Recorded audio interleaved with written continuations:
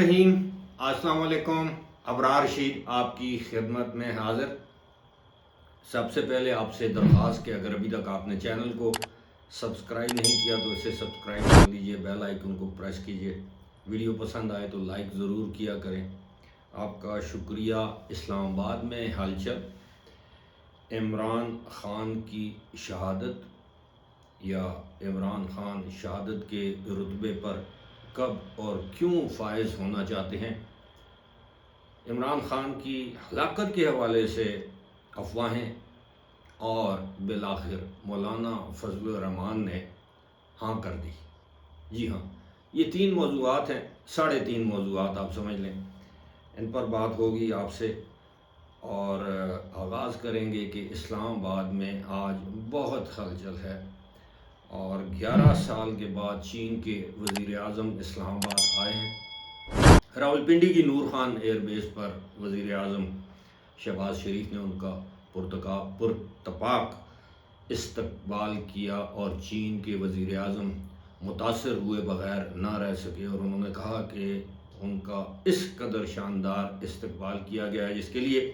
वो पाकिस्तान की हुकूमत और जो पाकिस्तान की आवाम है उसके तहे दिल से मशकूर हैं। दीगर जुमले भी कहे, लेकिन उसके बाद बाकायदा इस्तकबालिया दिया गया चीन के वज़ीर आज़म को। वज़ीर आज़म हाउस में गार्ड ऑफ ऑनर पेश किया गया। इंतहाई खुश दिखाई दिए चीन के वज़ीर आज़म और दोनों वज़राए आज़म ने एक मरतबा फिर पुरतपाक मुसाफा किया। और ये सारा मामला जो हलचल का है, मैंने हलचल का लफ्ज़ क्यों इस्तेमाल किया, उसकी वजह यह है कि इस हलचल से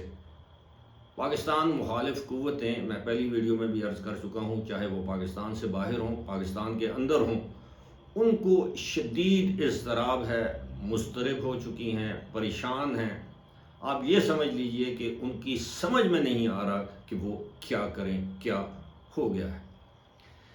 उसकी बड़ी वजह यह है कि ये जो शंघाई कोऑपरेशन ऑर्गेनाइजेशन है, ये अपने क़याम के बाद दिन ब दिन इसके मेंबरान ममालिक में इजाफ़ा होता चला जा रहा है और अब ये यूँ समझिए कि एक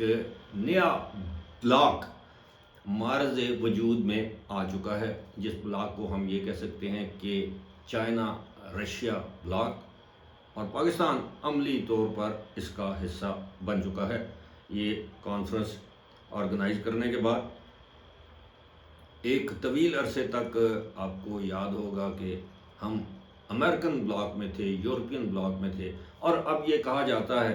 इंटरनेशनल या स्ट्रेटिजिकली आप ये कह लें कि इस तरह के ख्यालात का इज़हार किया जा रहा है कि ये जो नेटो है, नॉर्थ अटलांटिक ट्रीटी ऑर्गेनाइजेशन, ये शंघाई कोऑपरेशन ऑर्गेनाइजेशन, ये उसका नेमुल बदल या उसकी पैरेलल ऑर्गेनाइजेशन या उसके मुकाबले में आने वाली ऑर्गेनाइजेशन है, जिसकी क़यादत बहरहाल इस वक्त चीन कर रहा है। रूस एक बड़ा मुल्क है,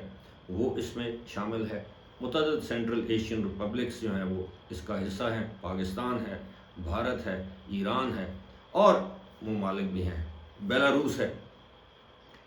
अब इस हवाले से जो हलचल है वो देखनी थी। साथ ही साथ इस्लामाबाद को देखकर दिल खुश हुआ मैं, क्योंकि गुज़श्ता रोज़ इस्लामाबाद में था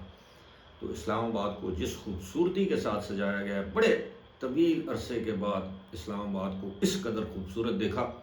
वरना तो आपको पता है कि इस्लामाबाद में एहतजाज, घेराव, जलाओ, धरना, आग, पथराव, आंसू गैस, तो अब भी कोशिश की जा रही है, लेकिन उस कोशिश में किसी को कामयाब होने नहीं दिया जाएगा।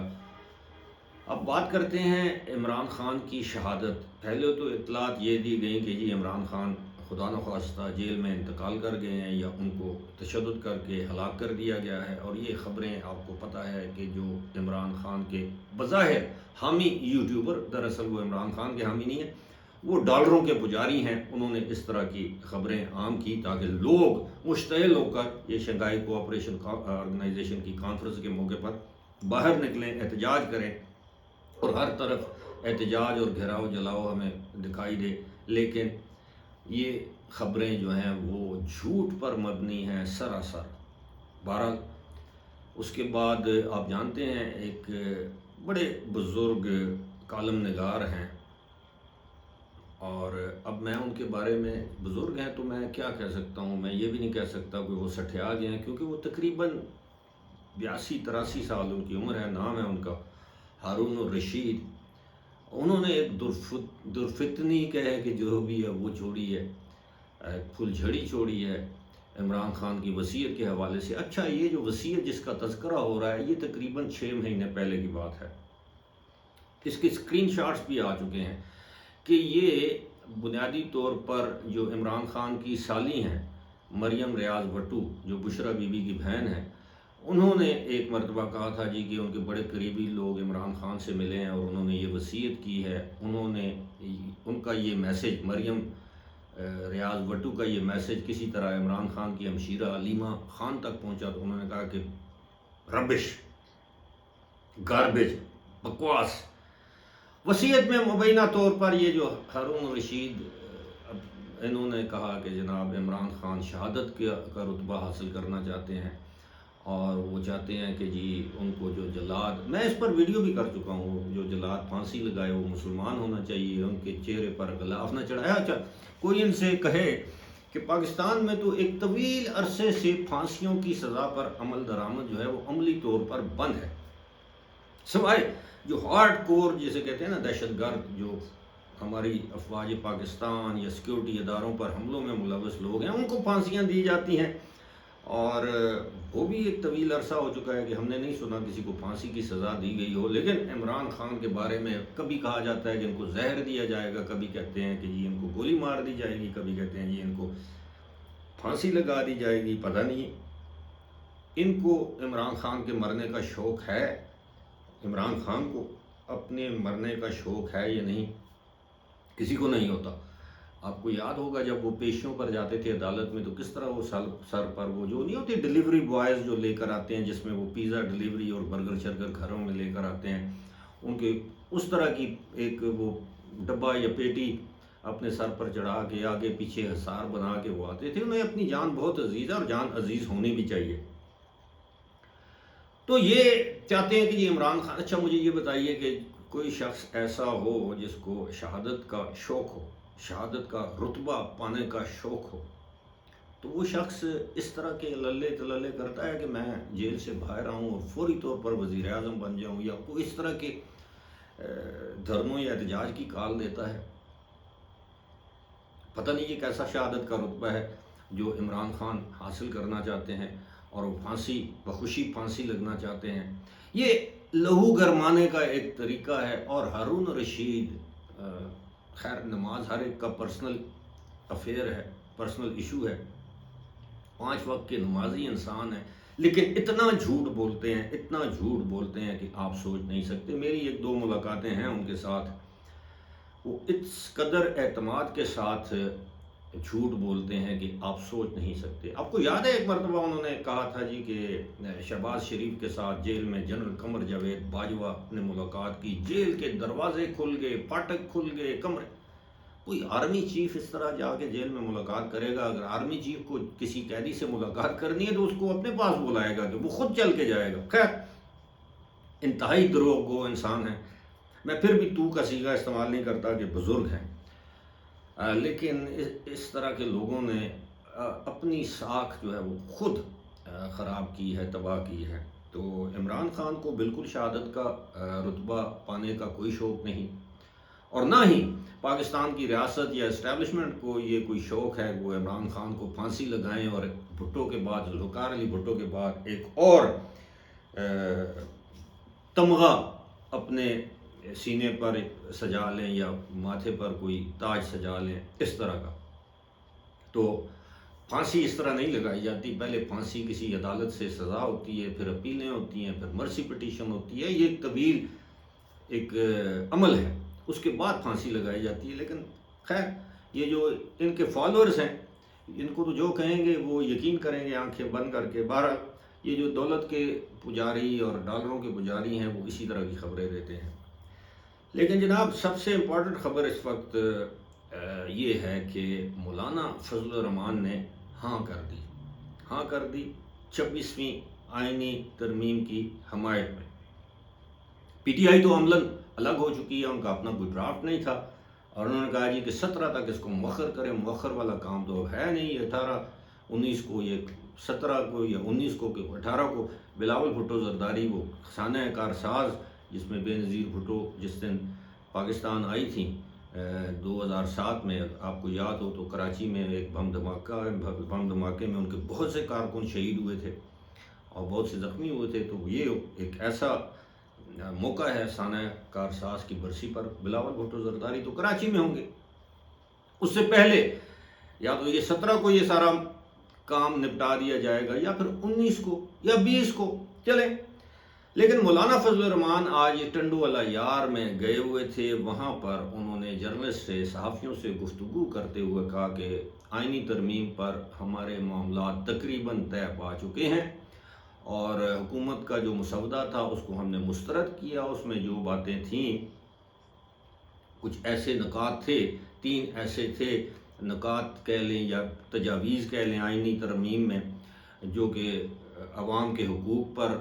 جو ہے وہ قدغن لگانا یا عدلیہ کی آزادی پر قدغن لگانے کے مترادف، وہی کہ جی ملٹری کورٹس ہوں اس طرح کے، جو تو اس کو ہم نے مسترد کر لیا، حکومت نے وہ واپس لے لیے، اور اب ہم معاہدے کے قریب ہیں۔ اور یہی تاثر تھا کہ مولانا فضل الرحمان جو ہے وہ جہاں دیدہ زیرک سیاستدان ہیں، زیرک کا لفظ اتنا استعمال ہوتا ہے ان کے بارے میں کہ اب زیرک کہنے کو دل ہی نہیں، بہرحال وہ انتہائی سمجھدار انسان ہیں، وہ پھسلن والی جگہ پر پاؤں رکھنے والے سیاستدان نہیں، ان کی ہر چیز میں ملکی مفاد ضرور ہوگا، لیکن ان کا اور ان کی ذات کا اور ان کی پارٹی کا مفاد وہ پہلے سوچتے ہیں، اور مفاد جہاں سے انہیں ملنا ہے ان کو معلوم ہے مولانا فضل الرحمان کو کہ وہ حکومت سے ملنا ہے اور اسٹیبلشمنٹ سے ملنا ہے یا حکومت کی اتحادی جماعت پاکستان پیپلز پارٹی سے ملنا ہے، انہیں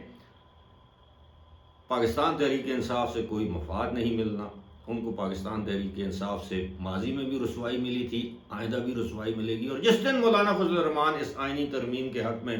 ووٹ دیں گے اس کے بعد آپ دیکھیے گا کہ تحریک انصاف والے مولانا فضل الرحمان کے ساتھ کرتے کیا ہیں۔ مولانا فضل الرحمان کو اس بات کا احساس ہے، تو انہوں نے انگیج رکھا پاکستان تحریک انصاف کو، اپنا قد اور وزن بڑھایا، اور اب وہ ساتھ دیں گے۔ انہوں نے خود اپنے زبان سے یہ بات کہی ہے کہ جی وہ قریب پہنچ چکے ہیں، اور ان کا اور پاکستان پیپلز پارٹی کا جو مسودہ ہے وہ آپس میں کافی ہم آہنگ ہے۔ تو اب مولانا فضل الرحمان تو ظاہر ہے، جس طرح میں نے پہلے کہا کہ وہ گیلی سطح پر اپنا پاؤں نہیں رکھتے کہ وہ سلپ ہو جائیں اور گر جائیں، پیٹھ کے بل گریں یا منہ کے بل گریں، نہیں، وہ ایسا کبھی نہیں کرتے، ان کا ماضی ہمیں یہی بتاتا ہے۔ اور مولانا فضل الرحمان اب ساتھ دیں گے تو پھر ظاہر ہے وہ آئینی ترمیم بھی ہوگی۔ اچھا، پھر انہوں نے یہ بات بھی کہی آج کہ جناب یہ جو آئینی عدالت انڈائریکٹلی کہ جی آئینی عدالت کے قیام کے وہ حق میں ہیں، چاہے وہ بینچ بنے چاہے وہ عدالت بنے، معاملات یعنی مولانا فضل الرحمان کے بقول ان کے طے پا چکے ہیں۔ اب سیاستدان جب صحافیوں سے گفتگو کرتے ہیں تو وہ دو ٹوک بات نہیں کرتے، وہ اسی طرح اشاروں کے نام، پھر یہ جرنلسٹ کا کام ہے کہ اس کو ڈیکوڈ کریں کہ یہ مولانا فضل الرحمان نے جو بیان دیا ہے اس کا مقصد کیا ہے، اور وہ بھی سندھ میں جا کے۔ اور اب جو ہے ایک تو ہلچل یہ 2 دن رہے گی، 15 اور 16، 17 کے بعد ایک نیا دن آئے گا، پی ٹی آئی کا احتجاج ہو یا نہ ہو، اور 17 کے بعد اور 25 سے پہلے بلکہ 20 21 یہی کٹ آف ڈیٹ ہے، اس سے پہلے معاملات اس قدر سہل ہو جائیں گے کہ پھر اس کے بعد آپ کو ایک مرتبہ پھر آلریڈی ٹوٹ پھوٹ کا شکار، یہ کہتے ہیں نا ڈس ارے انگریزی میں کہتے ہیں، وہ اس میں پاکستان تحریک انصاف میں آپ کو مزید جسے کہتے ہیں وہ ٹوٹ پھوٹ آپ کو نظر آئے گی۔ وجہ کیا ہے؟ یہ بات یاد رکھیے گا کہ پاکستان میں اپوزیشن کی سیاست کرنا بڑا مشکل کام ہے، ہماری تاریخ ہمیں یہی بتاتی ہے، اور پاکستان میں